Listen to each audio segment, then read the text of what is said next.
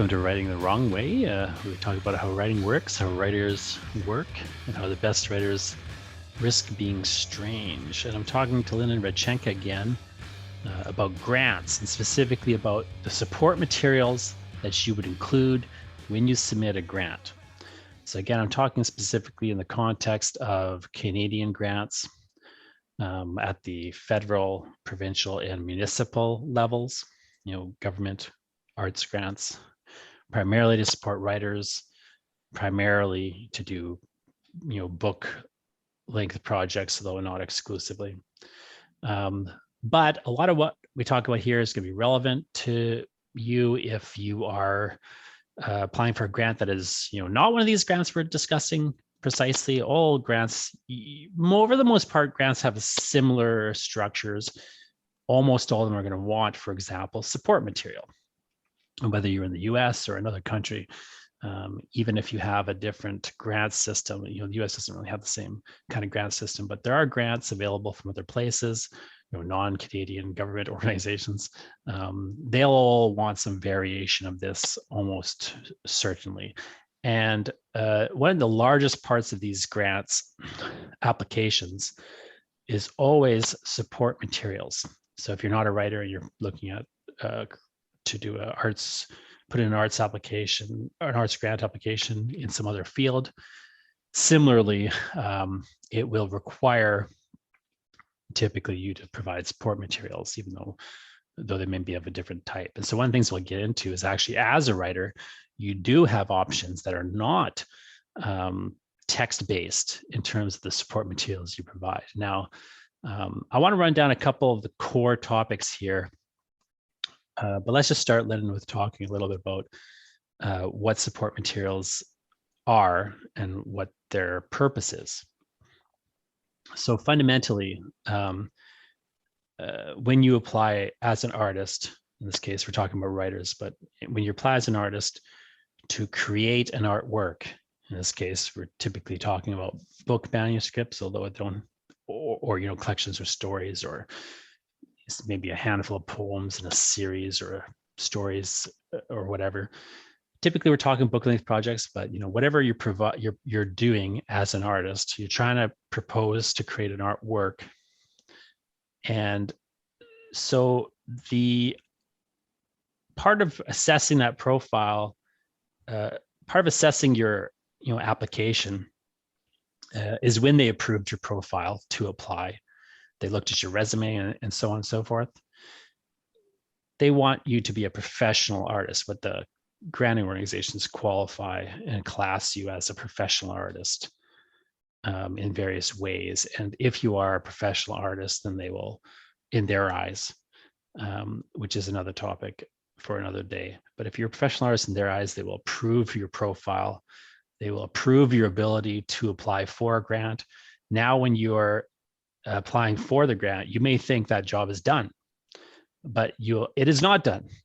You are now proving your professionalism, which has been vetted. You've been vetted by the arts organization itself, but the arts organization, you have to remember, this is a very confusing point for many people. The arts organization you're applying to, let's say the Canada Council for the Arts, is the application we're putting in, okay? Let's say I'm applying to write a novel draft. I'm going to write a novel called The Crow Murders. That's a novel I got a grant from the Canada Council to write.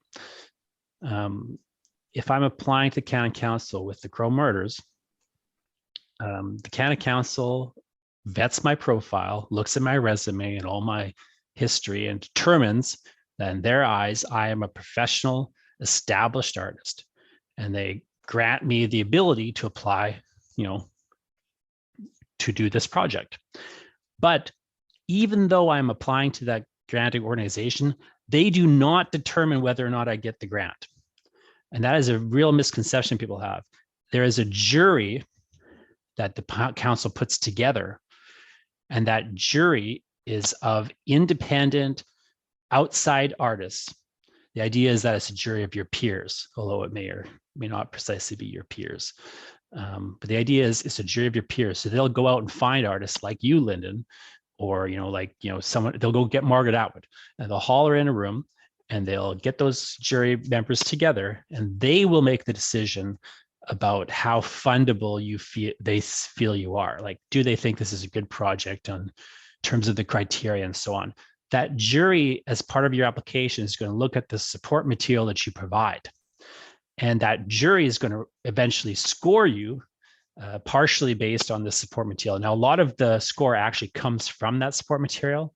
This is an important thing to understand, because in most instances, and with the Canada Council create the grants where we're doing a creative project like writing a draft of a book.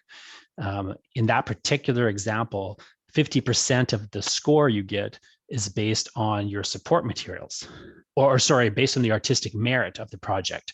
And a lot of the artistic merit is determined in the eyes of the jury by the support materials, the quality of the support materials. Now, not all of it. Some of the artistic merit is determined by the project description.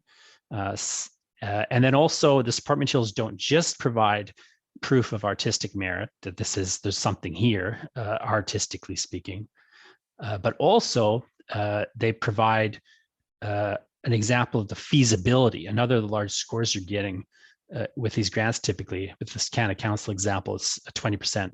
20% of that score is also feasibility. Can you do the project that you are proposing to do?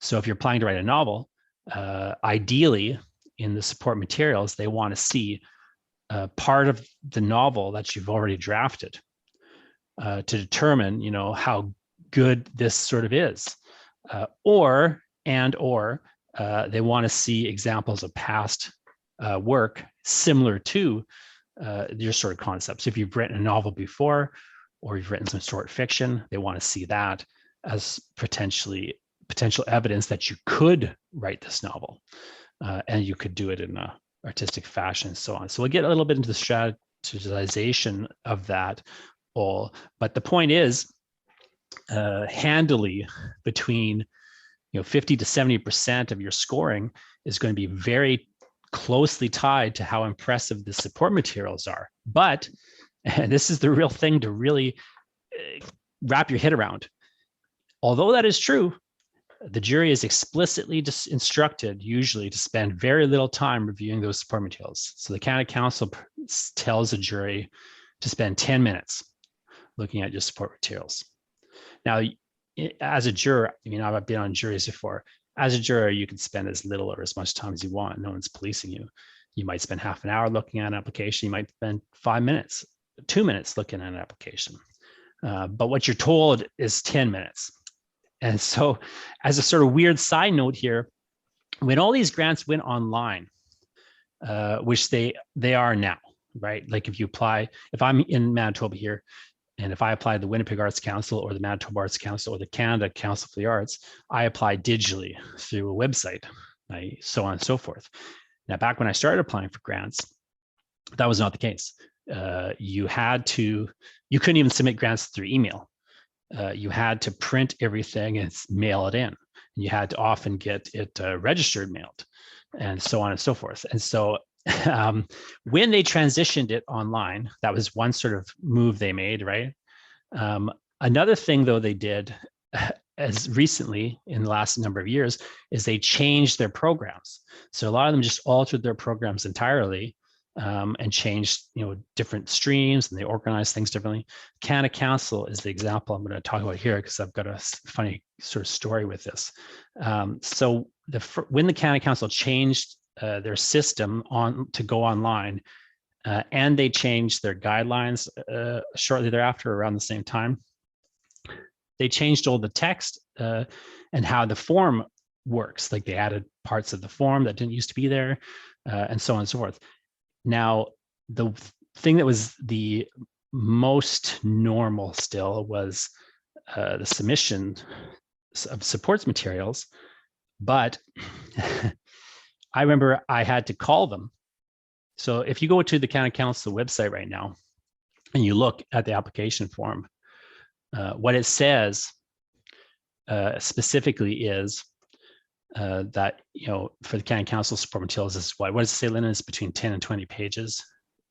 Yes, for written works, for a writing project, you have to include a writing sample from the current work or previously published work that is between 10 and 20 pages, and then it lists the Sure. document format that it So needs the to be. reason that it says that is because I phoned them and told them what they had put on the site made no sense, because they had said that you should send 10 minutes of printed work. And so I called them up and I was like, guys, like, what do you mean by 10 minutes of printed work? Like, what does that mean? And they had no answer. And so I, had a discussion with them, and, they changed these guidelines to make sense. But if you look elsewhere in the guidelines, you'll see that 10 minutes is reflected. What they mean is that even if you send 20 pages, they will instruct the jury to stop reading around the 10-minute mark. So they may not read all those 10 or 20 pages. That is an important thing to understand, because again, you should be following their guidelines, which is an important point. But there's sort of a way you have to hack the guidelines a little bit, because the thing you really need to understand is like 10 to 20 pages means they want to receive minimally 10 pages, maximally 20 pages of item of support material. But they may not read all that. And so you really have to strategize what is up front in those 10 pages.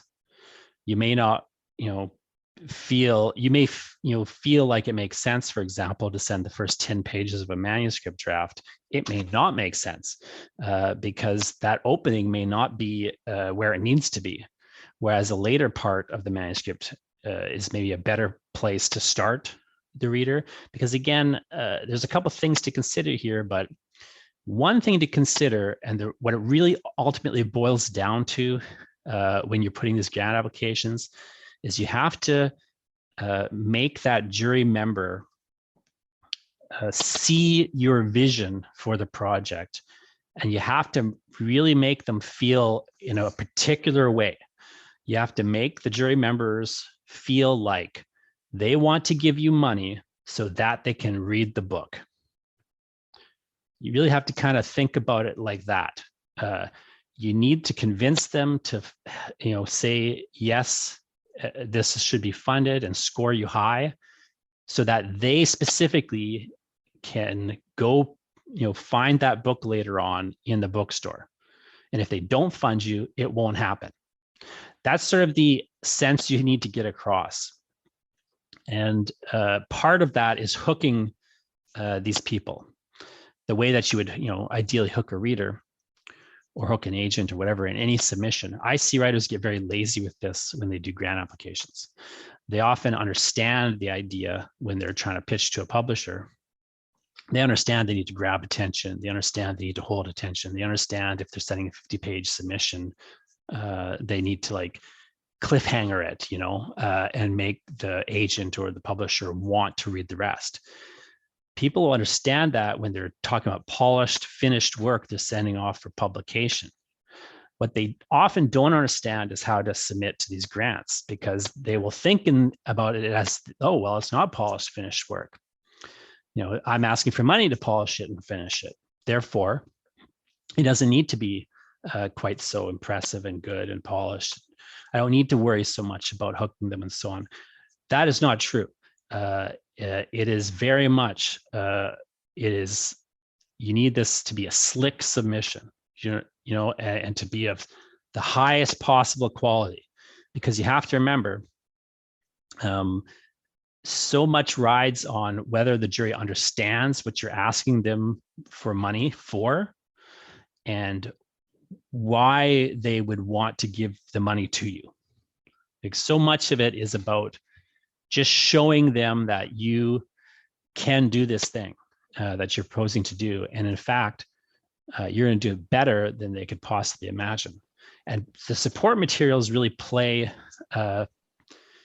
into that idea, where they kind of pair with a project description in many ways as sort of the evidence that what you're talking, well, on one hand, they sort of help you show what you're talking about more clearly. And in another way, they help you kind of prove your ability. And so There are two, I mean, depending on which grant you're submitting for exactly, you'll have typically a number of items you can submit. It's usually 3 items maximum that you can submit. How they define an item will differ, which we can get into in a second. But one of the, if you only send one item, which is usually the minimum, if you only send one item, what you want to send is a sample from the project in process. And a lot of people also misunderstand that. They think it's all a catch-22. They think, well, you know, I can't ask for money for something I've already done, which is true. You're only asking for money for something you haven't done. So you can't, for example, ask for money to write a draft of a story when you've already written a draft. But at the same time, they want you to show them a sample of the work in progress. So that trips a lot of writers up. What you need to just think about is this thing as a series of stages. So your first stage maybe is you write, 30 pages or 20 pages or something of this manuscript. And just, you write a really strong 20 pages. It doesn't have to be the first 20 pages, which I really want to stress that point. But you write, say, a strong 20 pages, and that's your sort of sample. That's not the draft. And if you've got a draft of, say, 100 pages, let's say you've been writing this thing for a while, you got about 100 pages, you stop, you find your 10 to 20 pages that you really want to rewrite and polish precisely as a sample. You go into in the project description, you say, I've got 100 pages of this in really rough draft. And notes, I'm applying to, whatever it is you're trying to do, like the next stage of the project. And the next stage of the project is typically going to be either completing the thing or completing and polishing it, and getting it ready for submission and so on. But that submission material, like it's very important, if at all possible, for there to be part of the work in progress submitted as one of the items. However, that in a lot of respects, that is a weak submission if that's all you're doing, because of course, as we all understand, no matter how polished, something that's not done is not done, and something that is done is better usually, right? Like just broadly speaking. So it's an excellent idea to have a very polished chunk of the project under discussion that you're proposing to complete as your core or your first or one of your items samples. But if you can couple that with one or two other items of past work that is much more polished, even possibly published, that has some sort of similarity or connection. Maybe it's in the same genre, or maybe it's even just the same type of writing, like it's fiction and you're proposing to write fiction, say. And then maybe even a third item that perhaps shows your breadth a little bit. That's the sort of strategy I like to do. Like, sample 3 items. One is a sample of the strongest, like 10 to 20 pages I've got that reads really well together. And I'll cut it off wherever it makes sense. So I'll cut it at 11 pages rather than give them 20 if it reads better that way. But that just sort of is, there's no rule about that other than the rule of staying within the 10, 20 page range. Also remember, they're not giving you guidelines for formatting on the necessarily, like some of them do and some of them don't. They used to give very strict guidelines for formatting these pages. Now they, for some reason, don't. But you usually want to do something like a standard manuscript format, but you have a little bit of wiggle room is the point. You have a little bit of wiggle room. Usually they don't tend to dictate fonts and spacing and all those things in the same way. So you need to look professional and have some way it kind of relates to a standard manuscript format, but you can kind of get away with different things. So one thing a trick I often use, kind of a bit of a hack here, is when I'm submitting an example of past work, I'll go photocopy published pages out of a book and I'll scan them. And I'll use like the printed scanned pages because it just looks more impressive. Like there's a psychological way in which they understand now they're looking at proofs from a book or something. Like I'll pull the proof file and I'll just pull sections out of the PDF that, for what my past books say.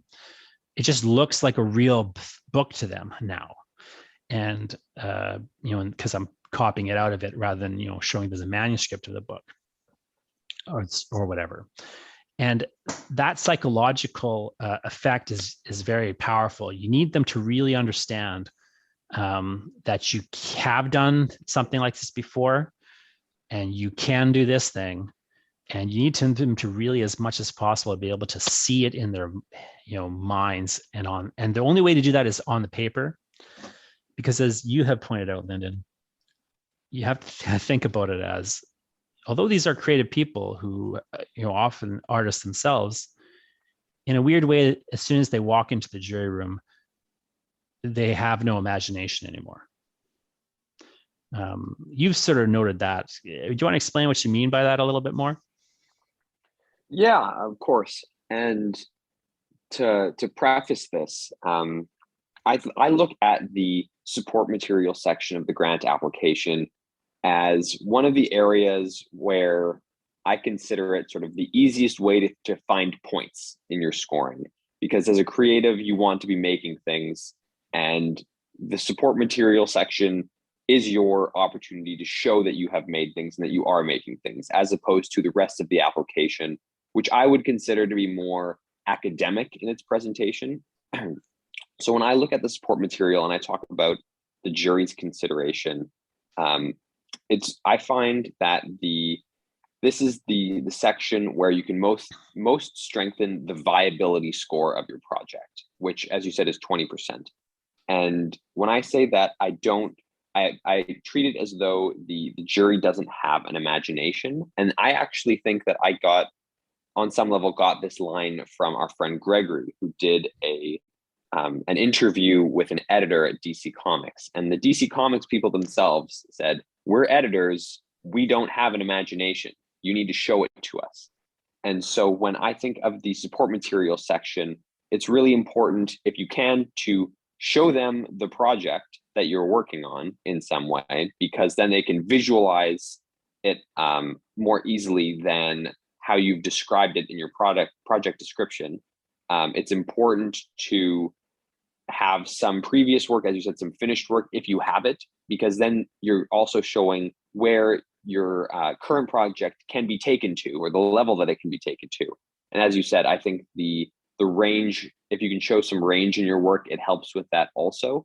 But the important part, when I think of the scoring section of like the scoring assessment of this section, is by showing the work, you take their imagination out of it and you put it in front of their eyes, which is it's a lot easier for someone to give you points based on what they can see rather than what they can imagine. Yeah, and because you get into a weird game. Like, of course, in reality, they do have imaginations and they can envision it. But the weird psychological effect that happens when they kind of step into a jury room is, and I've seen this when I've been on juries, like hearing other people talk about it. What they'll do is they will read your proposal and they will think to themselves, okay, well, I see what this person is doing, but do they really see it? They'll second guess, like, even if they see it, they'll kind of wonder if you see it as clearly as they see it. And they'll start to think of all the problems, and they'll start to wonder, like, have you anticipated those problems, right? And so almost all the time when you go back and you get feedback from the jury, when that's possible, sometimes it is, sometimes it. It's almost always what the jury has done is they've psyched themselves out of it by thinking that you didn't think about something that you did think about. So they'll say something like, well, I don't know if he really realizes that September 2001 is when the 9/11 attacks happened, and his novel set in 2001, like, what I mean? Like, unless you really are clear, even if they get it, they'll kind of wonder if you get it. even though you've told them about it, and that's why they get it. Like you'll get in this weird game where because what they're doing is they're trying to, at a certain point, they're trying to stack you against other people and eliminate you in their consideration. Now, in reality, that's not how the jury works, because they don't have to eliminate anyone. They're just scoring you. But in their heads, it comes down often to like, well, do I score this above this or this above that? Now, that's not how they're supposed to think, but that's how they just naturally will think. It's how humans think. It's not precisely the process, but that's just what happens. And so what you get into a little bit with it, though, is exactly what you said. Like it really has to be visually clear to them. And I would even go so far as to say that a strategy and a technique that I really liked that is, I don't see people using as much as I think they should, is to actually talk in the project description specifically about the support materials. It's like I will say in the project description, if you look at page 3 of the support materials, you will see that I did this for this reason. It's the kind of thing that I'm going to do more of, et cetera, et cetera. Like I'll really take, or I remember when I put in for the eye collector, later when I was doing the second round of grants and I put in for the eye collector, we were showing a lot of pages.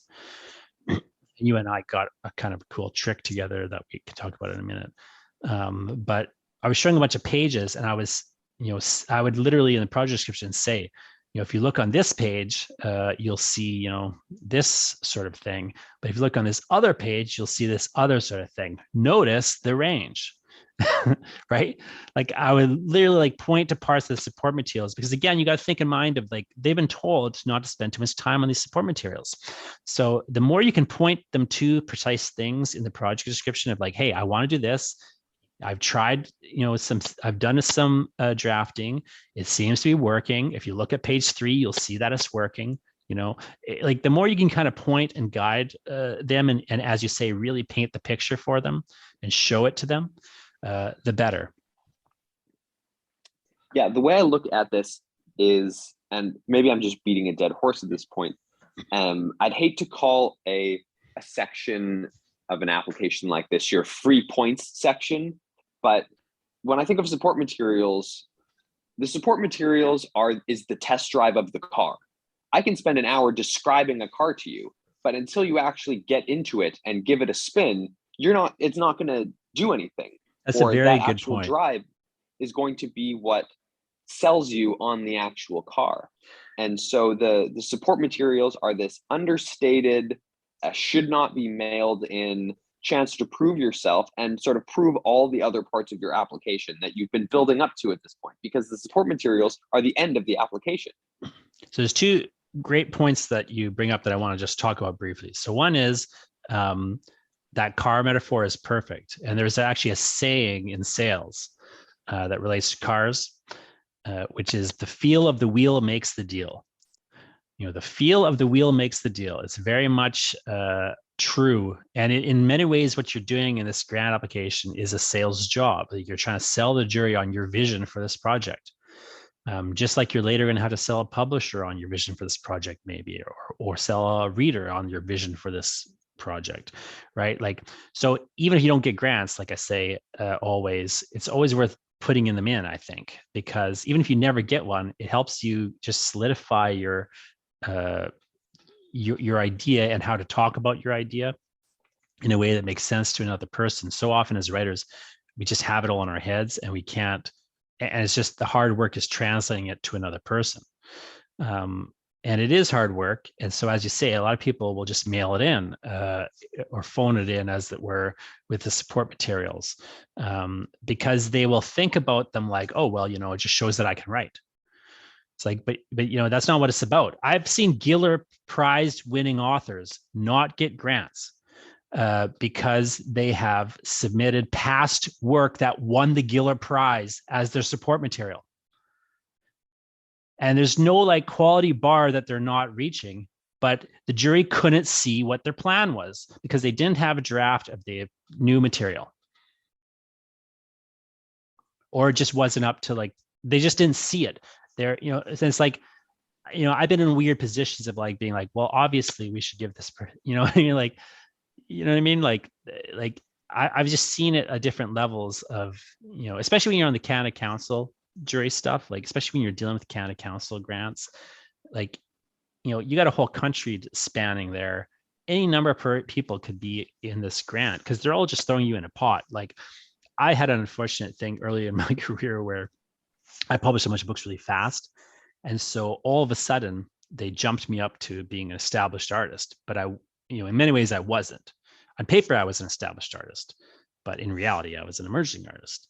And so all of a sudden, I'm putting in grants in competition with people like, if Michael Ondaatje wants a grant and I want a grant the same year, that's, then I'm against Michael Ondaatje. Like that was sort of, but I'd done almost nothing. I'd been publishing for less than 3 years.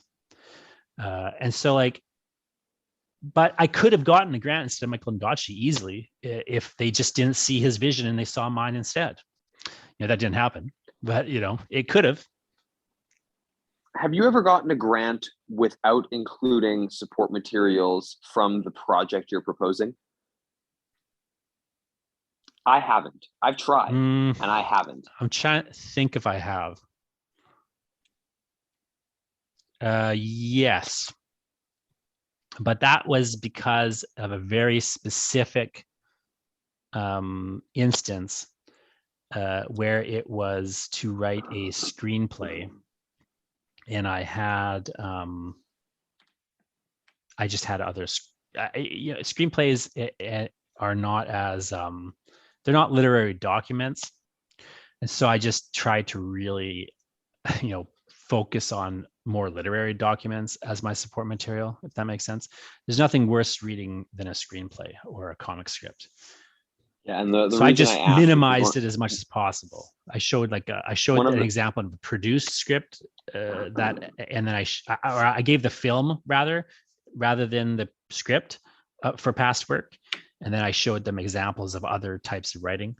But it was, and I gave them a treatment of the I gave them a treatment of the story rather than actual script work. But it was still like, I laid out this. Basically, I used the support material section to just write more project description and kind of trick them in that way.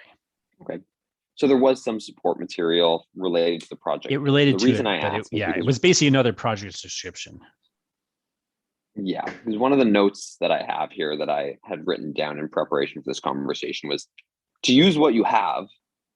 If you don't have the support materials from the project at hand, but as I think about it here, with the amount of competition that you're going to face every round of grant applications, I think it would be hard to argue that the applications that don't include support materials from the project being applied to are stronger than the applications that include the work or that show that work has been started already.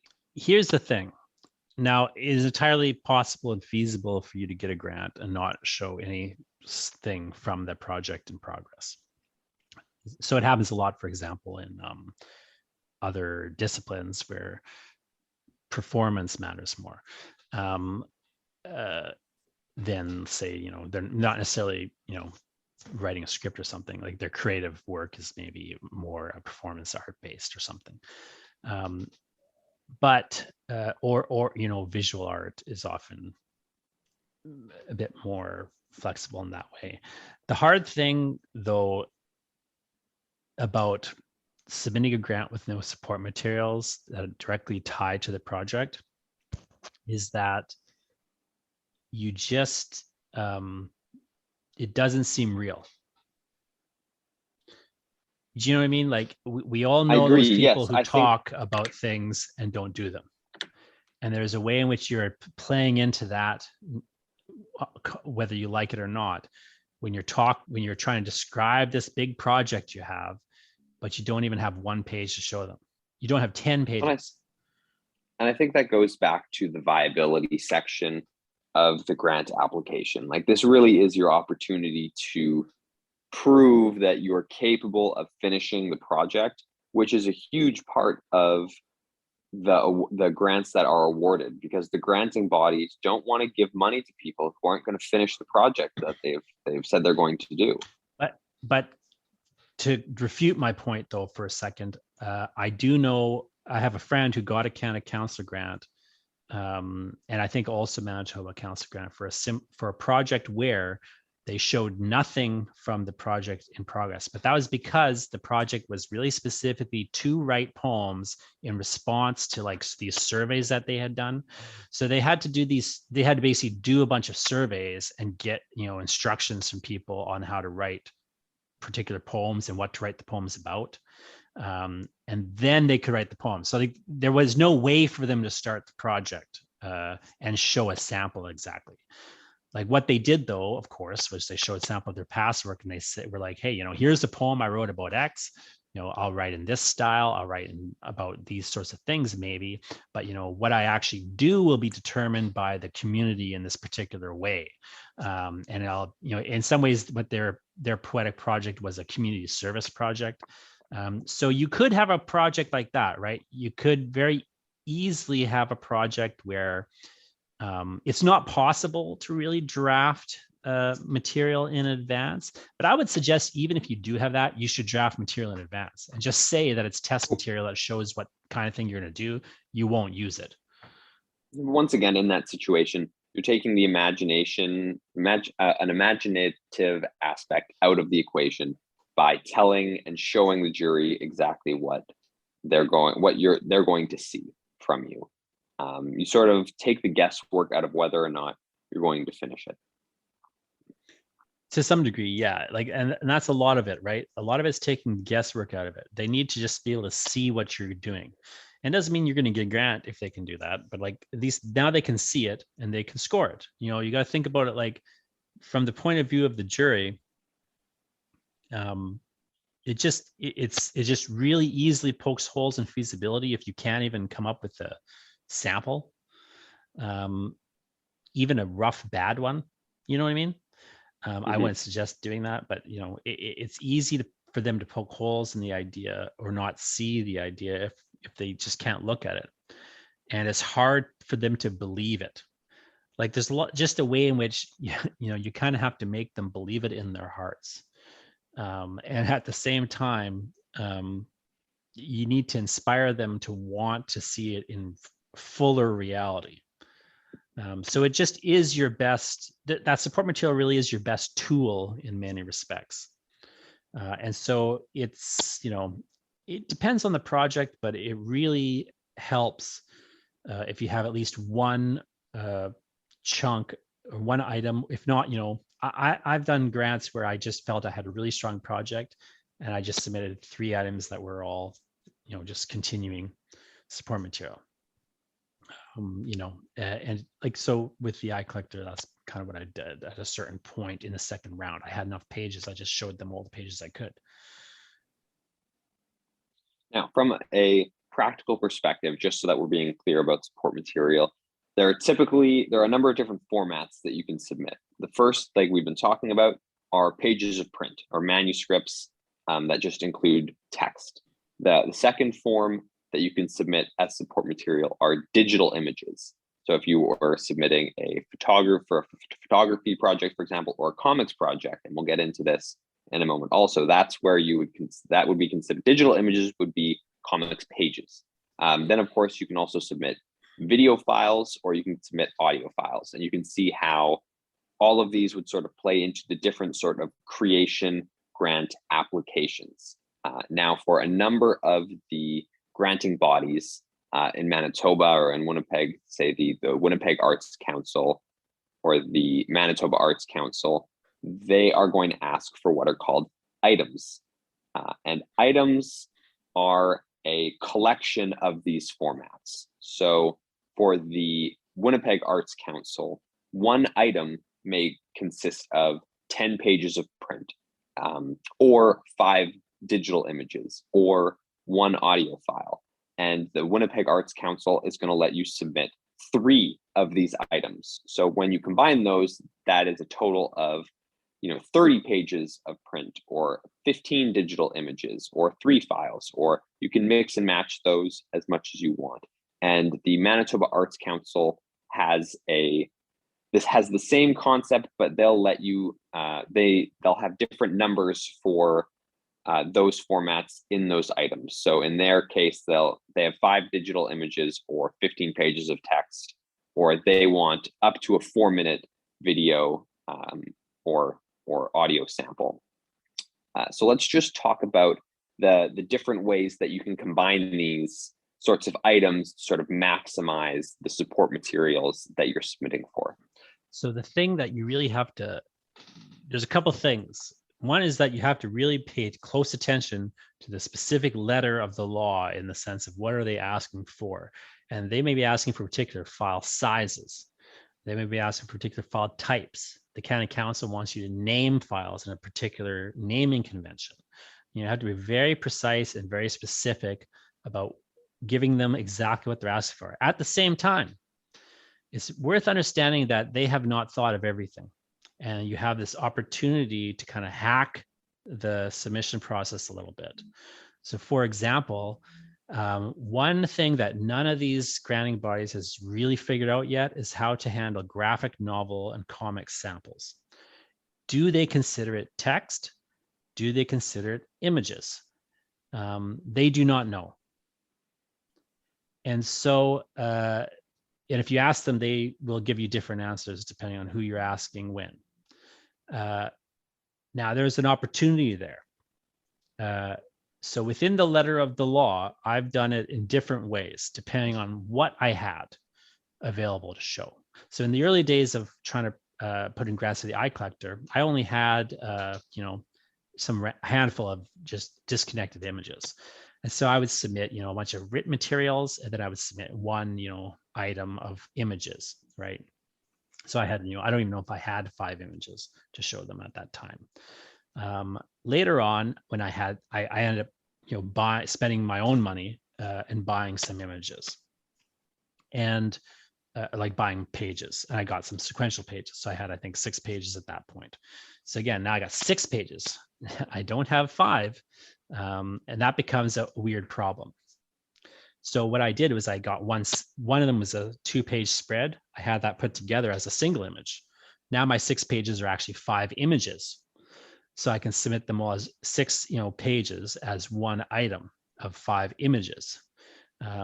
Later on, I had, about later on when I had more like, I had 2 issues worth. So I have 44 pages as 2 issues roughly, right? So at that point, now I don't want to submit images anymore. I started submitting it as text pages. I said, well, this is from a graphic novel. And so it's under 45 pages total. So that's 3 images, sorry, 3 items for the Manitoba Arts Council, 45 pages. So I submitted, 44 pages. If I recall correctly, at one point, I did a couple different grants. I remember for a different grant though, the math just wasn't lining how we wanted, because I want to show full issues as much as possible, right? Because you want to see beginning, middle, end. That's just best sells the idea. And so I remember you and I at one point were trying to just figuring out a bunch of things. You and I hit on the idea of what if we submit images, but we submit 2-page spreads. So like it's left and right. So they're not really the same image, but we could just make them one image. And it kind of is truer to how you would see the thing in a comic anyway. So we all of a sudden like figured out how to double the amount of images we could show. So even though they're asking for 5, we could show them 10 pages easily, and it's, perfectly legitimate. Again, assuming, because they're not telling you like how wide the image has to be or anything. They're just telling you what the file size is. And people are usually looking at it on screens. That's the other thing to understand nowadays is, and I was surprised by this when I started serving on juries recently. So it used to be, of course, you get in a room that hands you a bunch of papers. Now they hand you an iPad. Sometimes they even send it to you like 2 weeks in advance or something. Like I remember being on this jury where they mailed an iPad to my house and all the materials were on the iPad. And so, I'm looking at everything on a screen. So on a screen, you only need like 72 DPI or something. You don't need print quality. So your file size can be a lot smaller and so on. They're not printing the stuff out. They're not printing color pages out for you and stuff. So You know, Well, to go there's a back, lot of ways to kind of do what you, again, whatever you think best gets the idea across and makes them just feel your vision, but is, you know, according to what they want. yeah, for example, one of the Canada Council grants that I received, I'd written for a graphic novel, and I'd written it was a 100-page script for the book, and the artist and I had produced 20, let's say 30 pages of art at this point, of those 100 pages, and I was asking for money to finish the remaining 70 pages of the book. I told the council in my application, I have a first draft of the script done.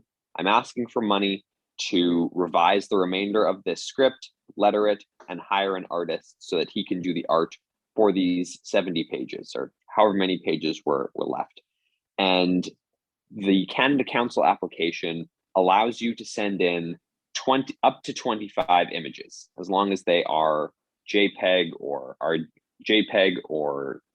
they're RGB color, and none of the images are more than 1.5 megabytes. And so what I did was I went into Adobe InDesign, which is a publishing program that I use to output my comic projects. And I laid out the first 50 pages of that project, meaning I laid out the first 30 pages of finished art and then 20 pages of script, so that they would be able to see how a comics page goes from script to finished art. And I submitted 25 images where they were full page spreads, and the first 30 pages of that were back-to-back pages of art, and the last 20 pages were pages of just typed up script. And I think that helped them conceptualize how the script would become a finished page of art. And I submitted that, and that project ended up getting funded. But as you said, that's not necessarily what they would have been expecting when they would say only typed up pages or only digital images. But technically, what I sent them was 25 JPEGs. So I was within their submission requirements, even if it's something that they weren't considering. Yeah, and you know, maybe they'll change those requirements, but right now there's some kind of wiggle room in them. And what I found is that over the years, the granting agencies in Canada have gotten much better at understanding that different people have different processes and different projects are different, and there's more cross-disciplinary tolerance than there used to be. And so it can sometimes be frustrating because a lot of the guidelines and how they've structured the programs has been to allow for more cross-disciplinary or interdisciplinary projects, and consequently they've left a lot of things vague, when it would be sometimes nice if they're more precise. But the opportunity of it and the reason they're doing it, they're not doing it accidentally. Like, they're often doing it on purpose to allow like a flexibility into their system that didn't used to be there. So, you know, it can be challenging depending on if you've got a very normal project. Sometimes, ironically, the normal project is hard to fit into to understand what exactly they want to see. Whereas a weirder project, there's almost more opportunity to show what you mean. But you know, it used to be that it was harder to sell a stranger project to sell that idea to them, in a manner of speaking. But so, you know, overall, they've been getting better and better. But you still have these interesting moments of wiggle room that they've either accidentally or purposefully placed into the process. And it's really worth looking closely at it and thinking very fully. In your example, again, with comics or with screenwriting in particular, the thing that writers really need to remember is that a screenplay or a comic script, there are not literary documents. You know, they are not artworks. and they do not, on one hand, it's what they want to see. On the other hand, it is not helping them understand your vision. So you really, you may not have art to show, but you'd honestly be better off showing them art that wasn't related to the project, but alongside a script, and say, it'll be kind of like this thing. It just anything that gets that visual sense of what the final thing will look like across, and isn't just words on a page, would really help in that scenario. But what's best is if you can kind of show the translation from one to the other, because even if they are themselves graphic novelists, it's still, they know so much how much relies on the artist in that translation process. And if they're not graphic novelists, they just may completely not understand the process. So it really depends. It's more and more common for graphic novelists and comic book writers and so on to be involved in these juries and applying to grants and so on. But it's still true that comic scripts are terrible to read. The other thing that I try and keep in mind when thinking about support materials is, if you have, say, you can send in 15 pages of something, it doesn't necessarily all need to be sequential pages if those sections will best display what you're trying to do in the project. So if you think that the first 5 pages and the last 5 pages are really important for showing what you're trying to do, you're able to include those. They don't need to be 10 pages consecutively or 15 pages consecutively. As we start to wrap up here, what other sorts of sort of quick hits and consideration do you think people need to keep in mind when they're preparing or choosing their support material? One of the best things you can do is get someone to just look at your project description and tell you, does it make sense, and just tell you back to you what your project is. So that's more a project description thing. But a similar thing is true with support material. If you're writing prose, for example, it's very helpful to just give the sample of prose to somebody who doesn't know the project, have them read it, and then just have them tell you what happened. This is one of the, it sounds so stupid, but people are often very confused about what happens in stories because the writer is not being as clear as they think. So literally, like if you've got a 15-page story that you're going to submit as example of the kind of story you're proposing, you want to write 10 more stories, let's say, and here's one story you wrote. Okay. Have someone read that story, take them out to coffee, give them the story, have them read it in front of you, and then just take the story from them and ask them questions about the story. Like, what was the main character's name? What happened? Just have them tell you what they just read, and you will be shocked at how much they get wrong, which is your fault. And it shows that it just shows that it isn't as clear as you think. It's a really excellent exercise to do with project descriptions or support materials in particular, is just get somebody to literally repeat back to you the stuff they just read and see how much they retained. And what you'll immediately see is where they're getting lost, and you need to kind of revise for clarity. Because again, these people aren't reading and rereading it slowly and lovingly. They got 10 minutes. Yes. And as a recap, then, when we're looking at choosing your support materials, best choice is always from the project, followed by something that's professional and complete.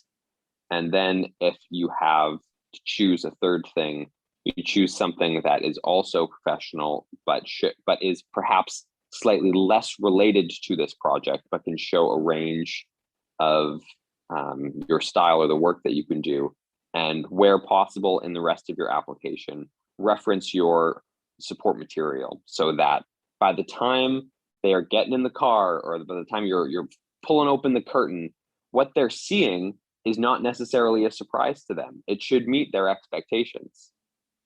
And it depends in some ways what your project is a little bit and how hard it is to envision. Like, I don't tend to bother so much these days with showing my range, because it's almost a cliche that I have a large range. In fact, the problem that I have is, trying to explain to somebody that I'm doing something so different from what I used to do. So I tend to focus much more on the project and samples from the project. And then some, what's the closest thing that's past work, as opposed to trying to get the range across. Usually for me, the hard sell of it is that I'm not doing something like I did before, because in many ways that's a bad decision from a career point of view. And, it's too, I tend to take these large jumps from one thing to another, and I'm very stylistically diverse, which is, it's good and bad. So for me, it's more about showing them what I'm doing now. So I tend to really focus on that. Another person might, again, depending on where they're in the project, also might have more range. But I would also say that the other really important value of the support material and getting the project developed to the point where you have stuff to show as support material is that in that process, you will find out if your idea is garbage. Because you could actually have an idea that's garbage and not know it until you sit down and start writing. And it's not that, if it sucks, it can't get better. You may find after 10 pages that you hate this project.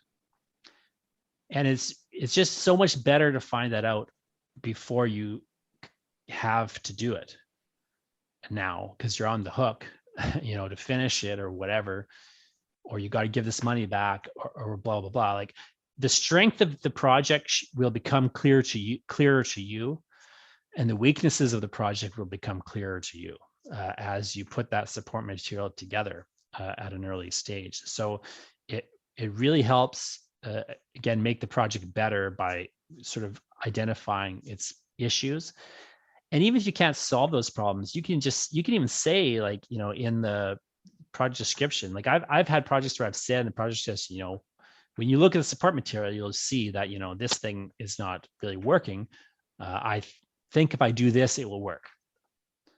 And, that's one of the reasons I need, more time to focus on this.